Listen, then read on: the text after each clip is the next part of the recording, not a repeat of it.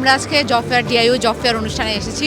ওদের আয়োজন খুবই সুন্দর, খুবই ভালো হয়েছে, খুবই অর্গানাইজড ওয়েতে আমরা সব কিছু পেয়েছি এবং স্টুডেন্টদের সারা অনেক ভালো পাচ্ছি। এসেছি অলমোস্ট, বেশিক্ষণ আমাদের প্রোগ্রাম স্টার্ট হয়নি কিন্তু অলরেডি অনেকে অ্যাপ্লাই করেছে, অনেক স্টুডেন্ট আসছে, অনেক এক্সপিরিয়েন্সড স্টুডেন্টরা আসছে, অনেক এক্সপিরিয়েন্স এমপ্লয়িরা আসছে বা ফ্রেশারও পাচ্ছি আমরা, সো ভালো সারা পাচ্ছি।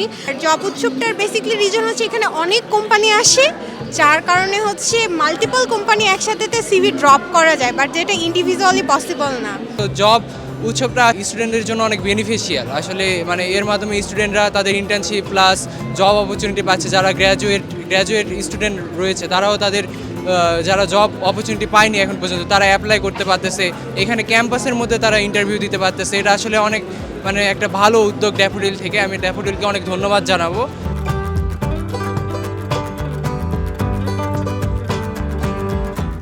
এখানকার স্টুডেন্ট যারা পাশ করে যাবে বা পাশ করেছে বা যারা কারেন্ট স্টুডেন্ট, তাদের জন্য একটা স্বপ্ন পূরণের প্ল্যাটফর্ম। অফিসার হিসাবে না, শিক্ষা মন্ত্রণালয়ের প্রতিনিধি হিসাবে না, আমি মা হিসাবে কৃতজ্ঞতা জানাচ্ছি। কারণ আপনারা এই যে এখানকার সন্তান যারা আছে তাদেরকে সন্তান হিসাবে তাদের যেন পাশ করে বেরিয়ে কোনো রকম বেকারত্ব জীবনের অভিশাপটা নিতে না হয় বা আপসেট না হয়ে যায়, তার জন্য আপনাদের যে আয়োজন আপনাদের এবং ইউনিভার্সিটি কর্তৃপক্ষ সেই তাদের সন্তানের মা হিসাবে আপনাদের কৃতজ্ঞতা জানাচ্ছি।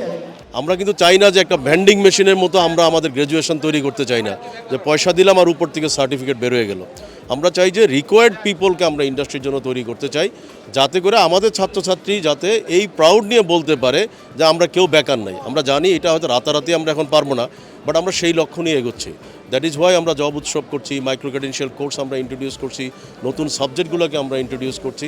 আমাদের মূল টার্গেট হচ্ছে আমাদের ছাত্রছাত্রী বেকার থাকবে না।